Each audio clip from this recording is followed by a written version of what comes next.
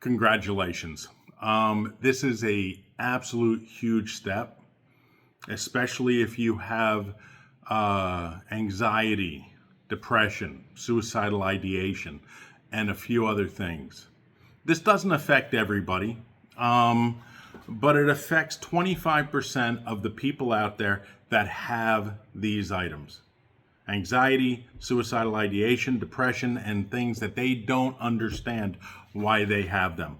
The problem is, you will not get told this by many clinical psychologists, by counselors, and other people, and other professionals.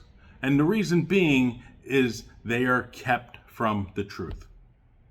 For many of you, and the people I am speaking to, are the people, the young adults, the adolescents, the children. If you have these symptoms, you have to think rationally and relax for a second and take a deep breath and answer a very vital question. Do you hate and fear one of your parents? A lot of you, 25% to 30% of you will say, yes, I do. I hate them. I despise them. I fear them. Anytime I think about them, the trauma comes back. I get anxiety. I get this stuff. I get this feeling. I don't want to speak to them. Those are the people I want to speak to. Now, I'm going to cut that in a little differentiation here. If you had a parent that was physically or sexually abusive on a regular basis, hit you, did unnamed things to you, I'm not talking to you. This is not a talk for you. That I have to leave in counselors and therapists' hands. I am not a counselor or a therapist, but I've been head deep into this for over 11 years. And I have seen many, many horrible things come out from this. Most of the time, if you hate your parents, you hate one of your parents and love one of the other ones. And this kind of happened right around a divorce or a separation. You're the person I'm speaking to. You need to take a breath and relax, because it's going to get very, very deep. And you may feel a little bit of trauma. And I'm not trying to bring that up. But do you want to get better? Do you want to get whole? Do you want to become who you were meant to be? Sometimes you got to walk over the coals. This is one of those situations. If something happened during a divorce and they went into family court, and that was kind of the last time you saw a parent, and you dislike, hate, and fear them. And you have your reasons. I'm not, but you had a good relationship prior. Now, a lot of you don't remember any of that good relationship. If I asked you right now, name 10 things, name 5 things, name 3 things that were great about that parent, that really were nice. They hugged you, they kissed you, they loved you, told you. Name 3 of those. And then name 3 for the other parent, or 5 for the other parent. I can promise you, if you have one page full up of, I love this parent and I hate this parent and I don't know why and don't understand why, there is a good chance that you have been misled and you have been abused. I'm not going to say this is a positive thing. I am not a therapist, but I've seen this over and over and over again. So you have to step back and think for a second, did this happen during a divorce, during a custody battle in court? And is that when all this stuff escalated? Because so many of you understand what physical abuse is, what sexual abuse is, but don't understand what psychological abuse is. It is very easy to manipulate a child into believing there's a Santa Claus. It is very easy to say there's a tooth fairy. it is very easy to get a child to not like or dislike another parent. There's lots and lots of data that shows how you do that, how you enable that. And it's unfortunate, but very easy to do. And you may be in there. I'm not saying everybody is in there. But if you are watching this, first of all, congratulations again. Because this is one of the hardest videos you will ever watch that may give you a maybe this happened to me moment. Maybe this happened to me. Maybe I should take a step back and see. And if you are like, no, this is definitely not me. This is definitely. You may be, yes, because part of this psychological abuse is pretending you're an independent thinker when you're not.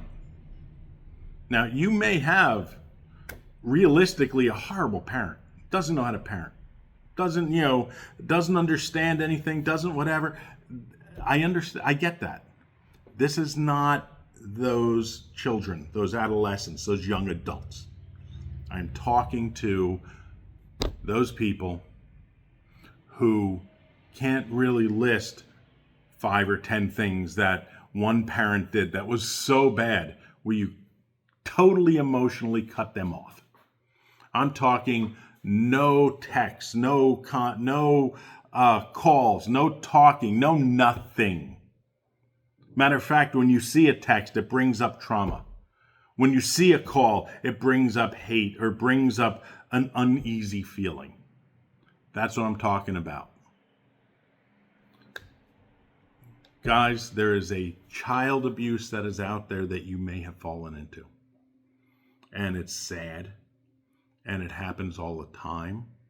And unfortunately, the people who are supposed to watch out for this, that watch out for sexual abuse, watch out for physical abuse, absolutely do not care and do not look into psychological child abuse.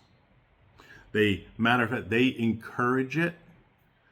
Number one, because it brings so much money in to the lawyers, the attorneys who are in divorce, brings so much money into the judges. By the way, judges make 88% of their retirement from this type of abuse, so they encourage it. They want it to happen. Okay? And you will not get people like the sheriff's department, police department that will actually file child abuse charges for psychological abuse because they also profit from it. I'm not joking when I say this. So, you may have had this go through and you may think, oh, well, if a judge is not letting me see my parent, they must be really bad because that's the way that parent raised me. Hey, honor the court system, honor the police and the sheriff's department, honor those people. Unfortunately, when it comes to something like this, these people are very unhonorable. But I'm not going to get into that. I'm saying congratulations. You need to find somebody to step back. And I encourage you to watch Maddie. She has the Anti-Alienation Project. She's wonderful. You should listen to her about her stuff. And she will tell you a lot of things will resonate with her life and with your life because literally it happens all the time. This is not something new that I'm saying. This is something that happens all the time. And watch her stuff. See if any of that stuff resonates. See if that's when you started, I don't like my parent. I need to fear them and blah, blah, blah. There's a good chance that this is concocted and instilled in your psyche. But congratulations on literally, this is the first step. Maybe this is an aha moment. Maybe it's not. But hopefully it is for a lot of children that's out there and that they can sit back and maybe this happened to me. It's all across America. It's all across the world, actually. Find your aha moment. Make sure that you can be the person that you are. It's difficult. It's mom, it's dad. When you think about one of them, maybe, you get anxious and anxiety. But it's something you need to break through. Carl Jung, he walked through the coals. Walk through those things that upset you. If your parent is really that bad, that's fine. Then take your time, take your distance. If they're not, and you have anxiety, and you have depression, and you have all these things, and it is what I'm talking about. It is a shared persecutory delusion. I don't want to get into too much of that stuff. And it is something that you were taught and you were led to believe. You are going to find so much solace. You are going to find that some of those things that have hurt you inside, the anxiety which turns to, bad stuff. You may wind up with an eating disorder. You may wind up with other things, ulcers, whatever. You may find out those kind of go away. You may find out they get better. So think about this. Think about the opportunity you have. Yeah, sometimes you have to walk through the valley of death to get to the other side. But if you get to the other side and you realize, oh my goodness, my parent wasn't that bad. My parent wasn't this big monster under the bed that I thought they were, and they abused me, or they did this, and you really never had any proof. And they've been waiting there just to tell you that they loved you.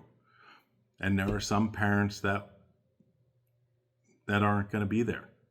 And there are some parents that are not the best parents in the world. I can't say what your situation is, but I will say, make sure, because a lot of these therapists, one of the biggest hurdles is the American Psychological Association doesn't care about child psychological abuse. They don't tell people, oh, this is how you correct it. This is what you should look for. Look at these are what the signs are.